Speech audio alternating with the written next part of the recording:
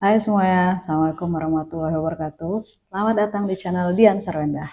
Thank you banget udah mampir di segmen horor santai.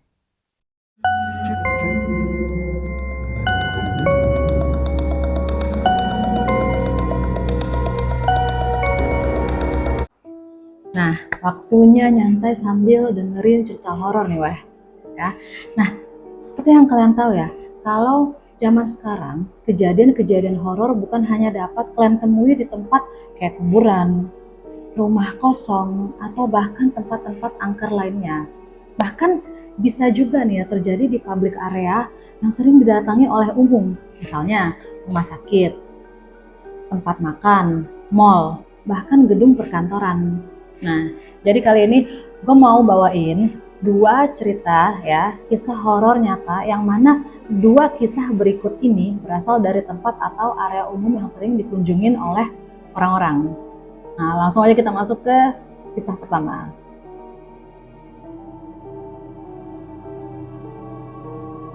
Nah, kisah pertama berjudul Bayangan Nang Bangsal Pitu.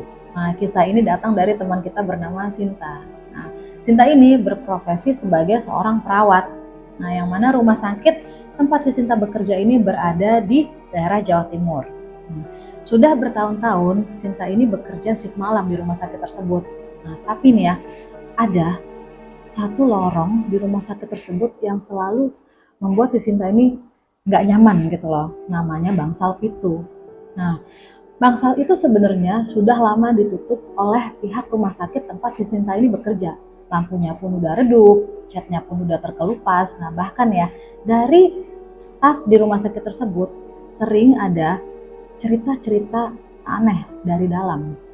Nah, jadi ternyata nih ya, staf-staf di sana tuh juga udah lama ngegosipin tentang bangsal pitu tersebut ya. Kalau yang mana dari bangsal tersebut tuh suka terdengar suara-suara aneh atau bahkan cerita-cerita horor lainnya dari staf-staf tersebut.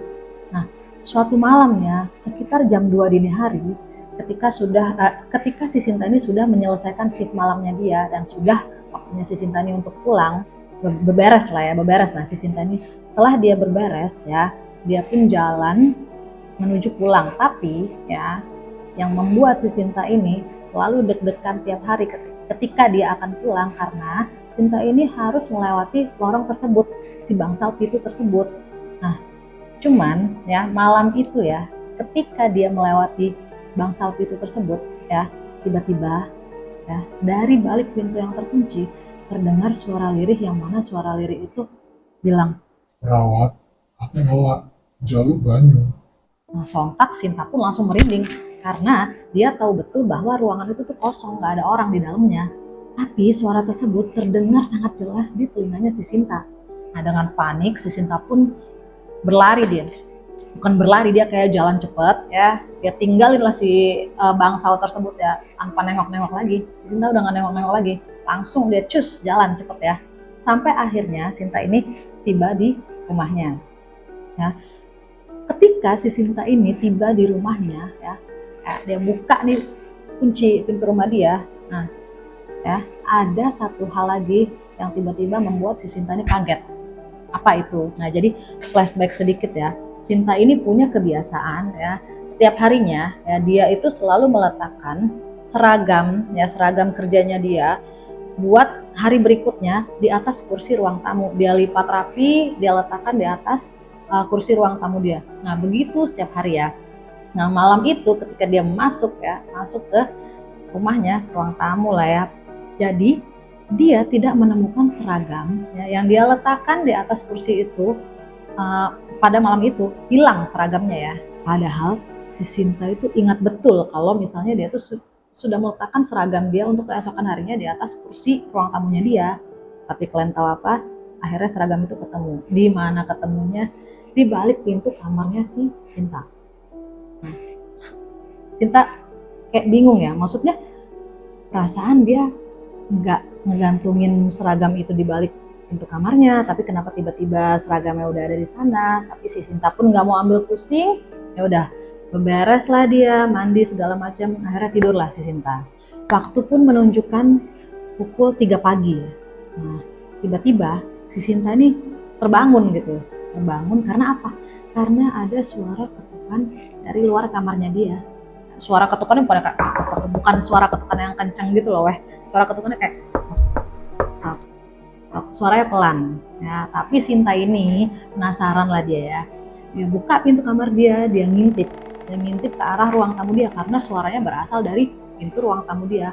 Akhirnya mau nggak mau ya, si Sinta pun nyamperin lah ke arah ruang tamu dia ya. Dan kalian tahu apa? Kaget. Kaget karena apa?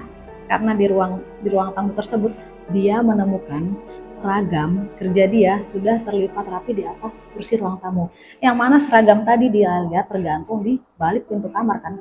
Nggak ada, udah di atas, udah balik rupanya ya, di atas kursi ruang tamu dia. Tapi apa? Tapi ada satu yang aneh ya. Ada di bagian dada seragam si Sinta ini ada noda merah kecoklatan kayak noda darah yang udah kering gitu loh. Nah, jadi si Sinta ini karena dia ke distract oleh seragamnya dia itu, dia jadi lupa sama suara ketukan yang tadi di pintu. Tapi suara itu pun juga udah hilang, suara ketukan tadi pun udah hilang. Nah, tapi ya jangan salah, karena ini baru awal dari banyaknya kejadian-kejadian yang akan menimpa si Sinta di hari-hari berikutnya. Jadi malam-malam berikutnya makin banyak, gangguannya makin sering ya. Mulai dari terdengar suara nafas yang berat waktu si Sinta ini lagi mandi ya, dari kamar mandi dia tuh terdengar suara nafas yang berat. Lalu tuh kayak ada bayangan di ruang tamu dia, bayangan di pojokan gitu loh ya. Bayangan itu berdiri lama kali ya. Nah si Sinta kan penasaran, diliatin lah aja si bayangan ini. Tapi lama-lama bayangan itu hilang sendiri. Lalu ya yang anehnya, setiap jam 3 pagi suara ketukan itu selalu muncul. Kadang suara ketukan itu tuh disertai suara lirih yang pernah dia dengar waktu dia ngelewatin bangsal pintu tersebut. Sama suaranya kayak Perawat, jaluk banyu. Aku nang bangsal itu. pusing lah si Sinta ini ya, panik dia karena tiap hari gangguannya datang terus kan ya. Jadi akhirnya nih ya, pada akhirnya ya, karena si Sinta ini udah nggak tahan lagi, dia datangilah salah satu security senior yang ada di rumah sakit tempat dia bekerja. Dia ceritain lah itu semuanya pengalaman horor dia. Kalian tahu apa? Si security tersebut ya, cuman begini dia, cuman ngelus dada. Nah, jadi si security ini kayaknya udah tahu ya. Lalu si security ini kayak berkata dengan pelan, bilangnya dia pakai bahasa Jawa nih, pakai bahasa si security-nya. Dia bilang, dulu emang ono pasien yang kono, nah, wong lanang koma suwe, nah, gak ono keluargane, nah ceritanya mati mergo kesel ora iso ngombe, nah semalaman jaluk banyu gak ono sing nyamper, mulai kuwi akeh sing diganggu. jadi ternyata memang dulunya ada seorang pasien laki-laki yang dia tuh koma udah lama dan dia nggak punya keluarga.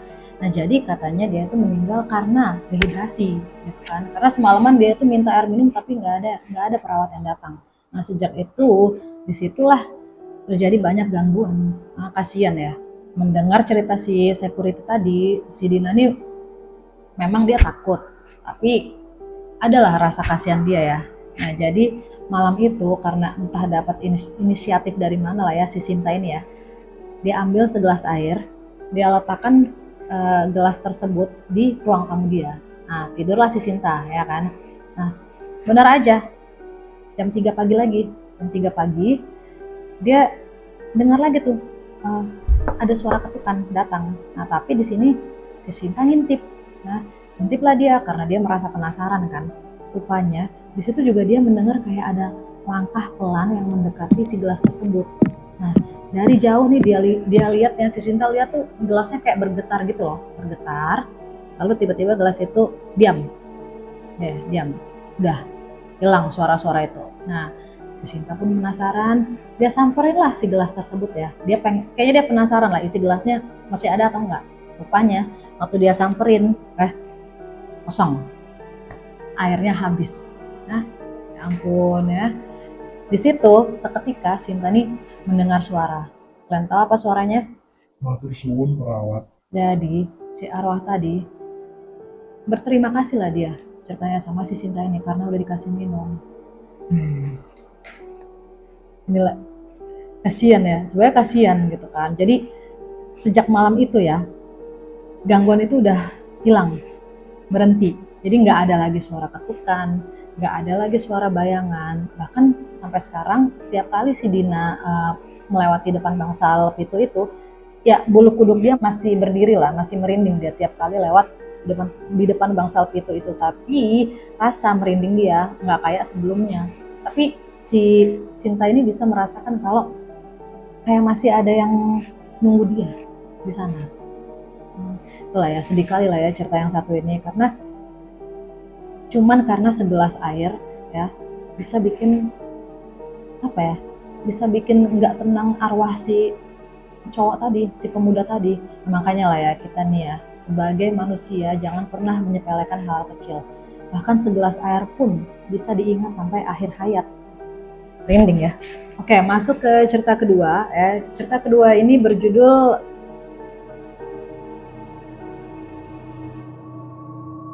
Penunggu Basement Kantor Jakarta. Nah, jadi cerita kedua ini terjadi di Jakarta, yang mana cerita ini datang dari teman kita bernama Raka dan Clara.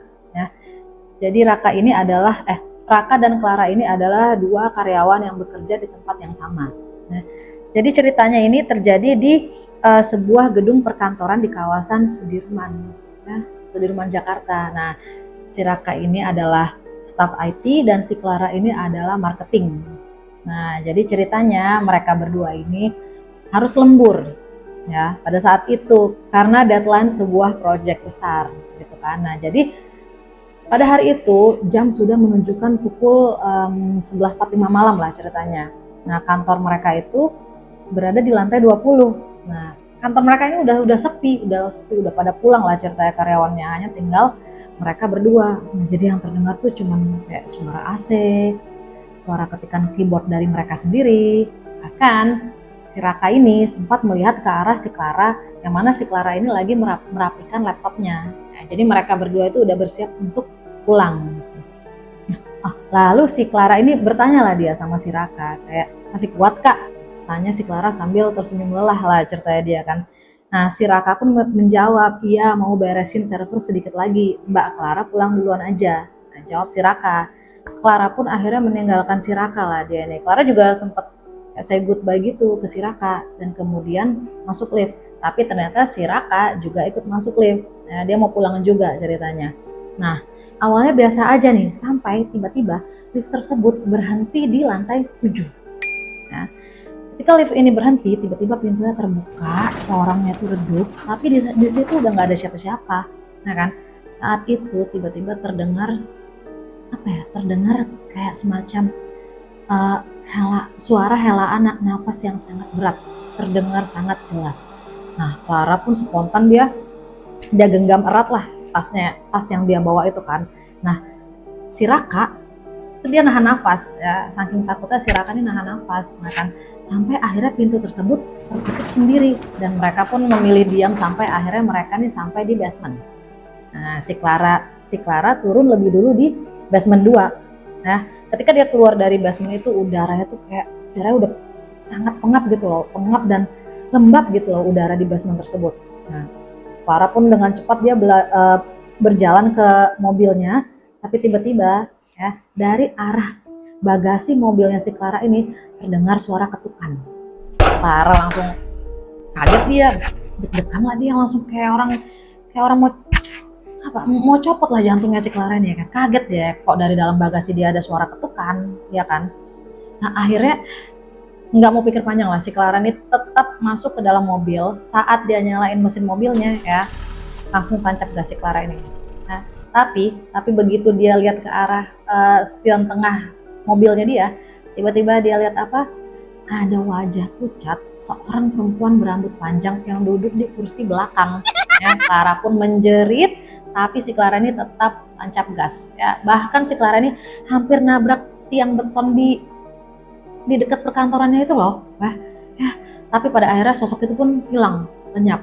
Nah, sementara itu si Raka ini turun di basement 3, yang mana suasana itu lebih gelap lagi. Ya, hanya ada tersisa beberapa motor aja lah sampai waktu si Raka ini sampai di basement 3 ini.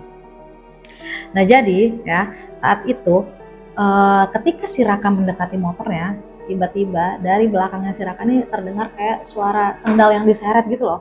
Suara sendalnya ini kayak mengikuti si Raka dari belakang, ya kan? Akhirnya si Raka ini nggak mau nengok ke belakang, dia tetap jalan ke arah motornya. Tapi waktu dia mau nyalain itu mesin motornya nggak bisa nyala. Susah dinyalain ya. Nah, ketika akhirnya motornya ini hidup, motornya ini nyala, langsung tancap gas si Raka, tapi ya sama seperti yang dialami si Clara. Ketika si Raka ini melihat ke arah spion, tiba-tiba terlihat samar sosok perempuan yang duduk di jok belakang dia. Raka pun kayak kaget, tapi bukannya berhenti, dia makin cepat dia tancap gas ya sambil keringat mengucur deras gitu loh si Raka ini ya. Nah udah, pada akhirnya kedua orang ini pun ya, si Clara dan si Raka ini pun ya berhasil ya keluar dari basement malam itu, berhasil mereka sampai di rumah. Tapi ya walaupun sudah sampai di rumah, mereka nih tetap masih ketakutan gitu loh, masih deg-degan gitu kan. Sampai akhirnya beberapa hari kemudian ya mereka berdua ini terpaksa lembur lagi ceritanya. Nah, tapi kali ini si Clara ini berusaha mengulur waktu supaya dia ini bisa turun bareng si Raka lagi. Nah, si Clara pun bilang gini ke si Raka ya, Mas Raka turun bareng ya, aku nggak mau turun sendirian. Katanya setengah bercanda tapi dengan wajah serius gitu loh ya. Akhirnya malam itu mereka pun turun bersama nih ya. Nah, sama seperti kejadian sebelumnya, mereka naik lift, tapi malam ini tiba-tiba lift mereka tuh kayak sempat bergetar pelan gitu loh. Nah, terus setelah lift ini bergetar pelan, lampunya tuh kedip-kedip. Lalu tiba-tiba ya mendadak lift ini berhenti di lantai 13. Nah, berhentilah lift ini di lantai 13 ya. Terbukalah pintu itu.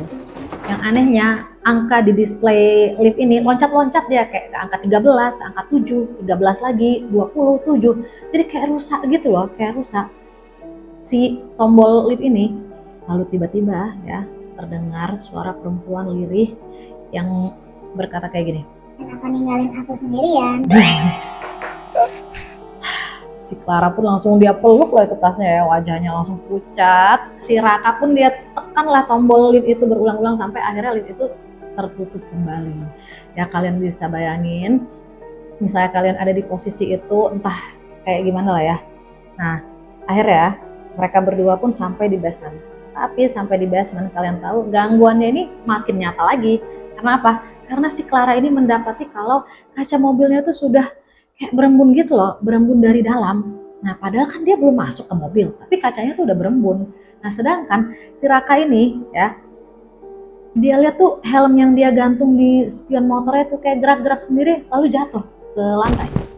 Ya, mereka pun panik. Akhirnya mereka berdua sama-sama memutuskan untuk keluar dari basement bareng.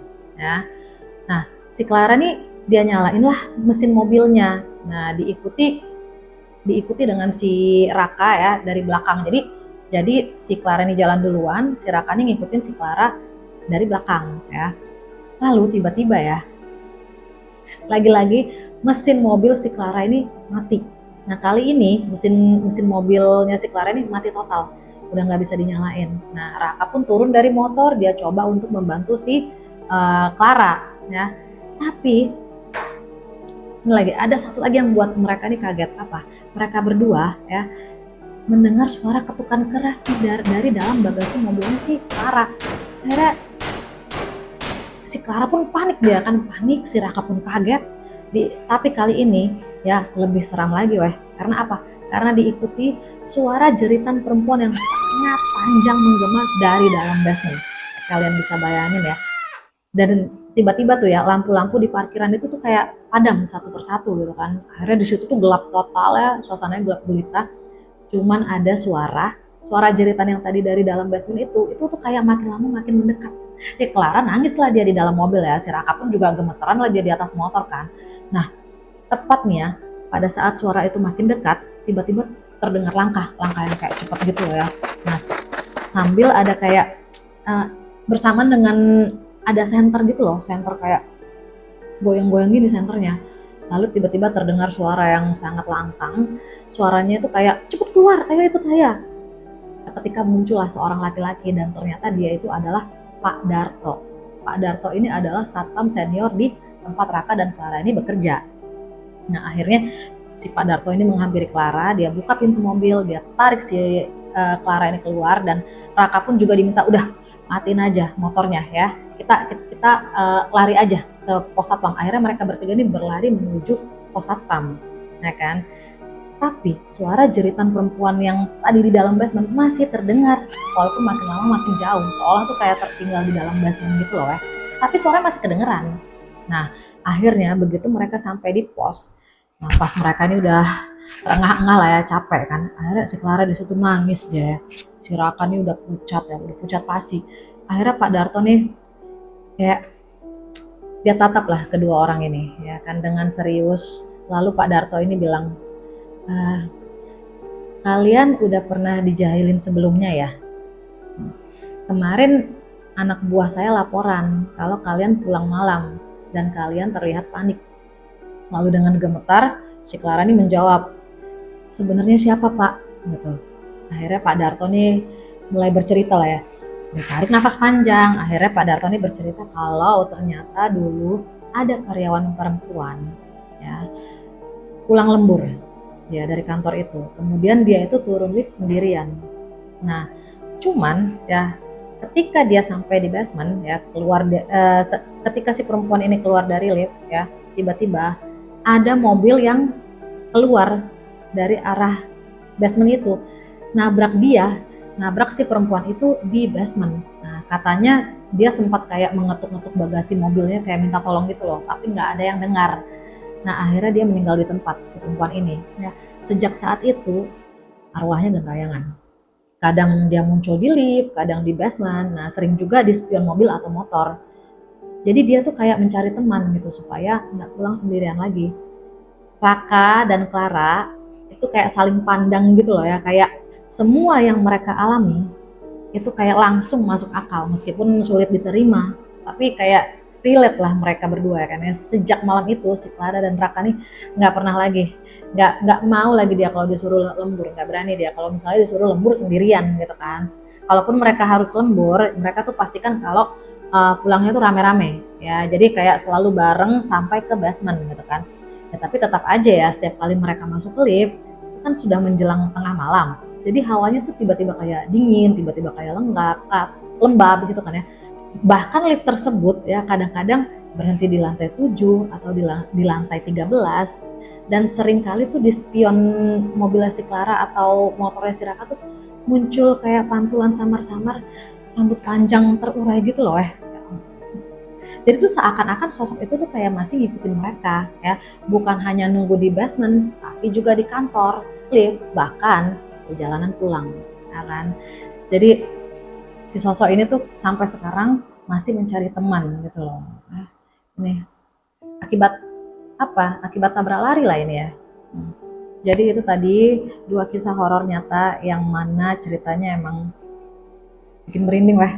Thank you banget yang udah mampir ke channel ini. Thank you banget juga yang udah nonton videonya sampai habis. Jangan lupa klik like, subscribe supaya channel ini makin berkembang.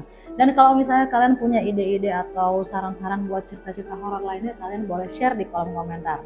Ya, see you di horor santai berikutnya. Bye bye.